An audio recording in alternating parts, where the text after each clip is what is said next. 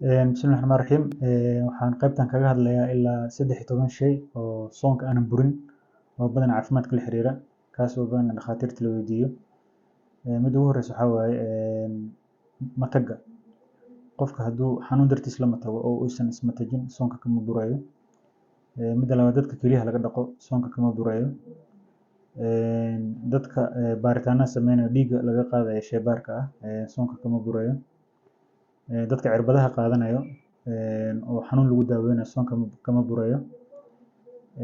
Faleebooyinka nafaqada leh dabcan soonka way burinayaan. Daawooyinka oo korka laga qaato oo maqaarka ama ha ahaado kareemyada ama kuwan oo jirka lagu dhajiyo, kulligood soonka ma burinayaan. Daawooyinkan oo goojada indhaha lagu dhibciyo soonka ma burinayo. Goojada dhagaha lagu dhibciyo haddaysan dhegta aysan dulaalnayn oo xuubkeeda uu fiican yahay, soonka ma burinayo. Sidoo kale sangorarka soonka ma burinayo. Sidoo kale baaritaanada oo qalabka oo xagga hoose la geliyo oo lagu fiiriyo ama lagu soo sawiro, ha ahaado kuwa la geliyo xagga malawadka ama kuwa xagga dumarka hoos laga geliyo, kuwaas soonka ma burinayaan.